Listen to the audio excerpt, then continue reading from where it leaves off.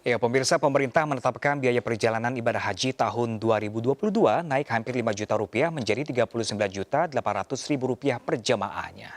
Jemaah yang sudah melunasi biaya haji tahun 2019 namun tertunda keberangkatannya tidak perlu membayar kekurangan biaya ibadah haji. Dan pemirsa, langsung saja kita akan membahas mengenai pelaksanaan ibadah haji tahun 2022 pemirsa dengan Bapak Ketua Bidang Keagamaan Perindo, ada Bapak Abdul Holik Ahmad melalui sambungan Zoom. Assalamualaikum warahmatullahi wabarakatuh, Pak Abdul. Waalaikumsalam warahmatullahi wabarakatuh, Mas Ya, Bram. Pak Abdul, ini tanggapan biaya haji naik sebelumnya 35 juta, sekarang jadi 39,8 juta, dan ini sesuai harapan dari Perindo tidak naik mencapai 45 juta. Tanggapannya seperti apa? Ya, saya kira kami sangat mengapresiasi ya apa yang sudah diputuskan oleh Komisi 8 bersama Menteri Agama. Karena harapan Perindo memang sejak awal tidak ada perubahan untuk biaya haji. Kalaupun ada, tidak boleh mencapai lebih dari yang direncanakan. Dan sekarang alhamdulillah keputusannya tidak melampaui apa yang sudah direncanakan oleh pemerintah, yaitu 45 juta, melainkan 39,8 juta. Saya kira ini sesuatu yang baik ya, dan apalagi selisih kenaikannya itu tidak dibebankan kepada jemaah, tetapi diambilkan dari nilai manfaat dana haji yang saat ini dikelola oleh BPKH. Jadi artinya Pak Abdul, bagi para jemaah haji yang sudah lunasi biaya hajinya yang tahun kemarin 2 tahun yang tertunda, mereka sudah tidak membayar lagi? Iya, saya kira sudah tidak perlu membayar lagi, dan mereka tinggal masuk dalam daftar yang harus diberangkatkan pada tahun ini, kan begitu ya. Tetapi yang perlu dipahami, ada prasyarat dari Kementerian Haji dan Umrah Arab Saudi bahwa yang bisa diberangkatkan itu adalah calon jemaah haji yang di bawah usia 65 tahun. Nah, ini adalah PR bagi pemerintah untuk menseleksi calon jemaah kita yang usianya di bawah 65 tahun. Iya, di bawah 65 tahun ini karena masih terpaku dengan pandemi yang terjadi di internasional maksudnya Bapak? Betul, dan itu prasyarat dari Kementerian Haji dan Umrah Arab Saudi. Nah, Bapak, ini ada yang menarik lagi, selisih ini akan dibebankan pada alokasi virtual account yang telah dimiliki para calon jemaah haji 2020. Nah, ini yang dimaksud dengan dana alokasi virtual account ini apa, Bapak? Ya, karena setiap calon jemaah haji itu saat ini dia punya account-nya sendiri. Jadi yang disebut dengan virtual account itu. Dan setiap tahun itu akan mendapatkan manfaat dari dana yang sudah disetorkan lebih awal.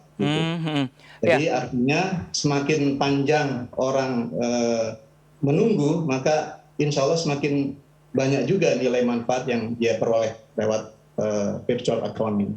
Iya, Bapak Abdul, ini kan kenaikan biaya haji memang terjadi pada tahun ini, namun selisihnya tidak begitu besar dan tidak dibebani oleh jamaah. Nah, apakah ini hanya berlaku untuk para jemaah yang 2 tahun kemarin tertunda keberangkatannya? Lalu bagaimana dengan kedepannya? Apakah nanti kenaikan biaya juga tidak akan dibebani oleh para jemaah? Harapan kita kedepannya juga, kalaupun ada kenaikan, itu bisa diambilkan dari nilai manfaat dana haji yang tersedia. Tapi karena ini adalah kasus pandemi COVID-19 belum usai, tentu ini adalah kebijakan khusus yang terkait dengan kondisi hari ini. Dan kita sangat mengapresiasi dengan solusi yang diberikan oleh Komisi 8 bersama Menteri Agama.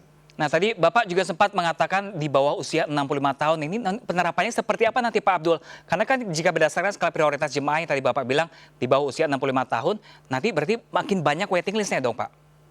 Ya, untuk suasana pandemi memang kita harus bersabar karena memang prasyarat itu menjadi satu kebutuhan supaya calon jamaah haji dari seluruh dunia itu bisa tetap memelihara kesehatannya, tetap memelihara dan menjaga prokes yang sudah ditetapkan, dan usia 65 tahun itu saya kira ya usia yang cukup masih tergolong kuat ya, karena ibadah haji itu sesungguhnya adalah ibadah fisik ya.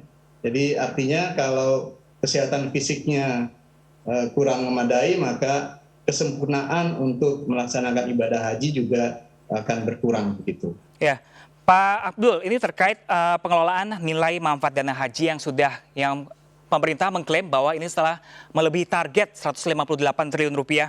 Dan ini menurut Bapak ini payung hukum dan transparansi ini sudah jelas belum Pak?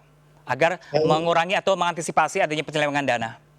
Ya, saya melihat dari keputusan yang diambil oleh Komisi 8 dan adanya komponen-komponen yang transparan dalam pembiayaan, saya kira ini sudah menunjukkan satu itikat baik adanya transparansi di dalam menetapkan komponen-komponen haji. Jadi saya kira ini sudah merupakan langkah maju yang seluruh masyarakat bisa menyaksikan ini, dan apabila nanti ada temuan-temuan yang terkait dengan penyimpangan, tentu akan dilakukan upaya-upaya yang bisa melakukan perbaikan berikutnya begitu. Iya, Pak Abdul nih, kalau dana dari nilai manfaat dana haji dikelola dengan baik, mungkin nggak sih Pak untuk tahun-tahun ke depannya kalau ada kenaikan tidak akan dibebankan ke para jamaah? Saya kira sangat mungkin, karena dana yang tersedia hari ini kan cukup besar ya, dana haji kita itu lebih dari 158 triliun.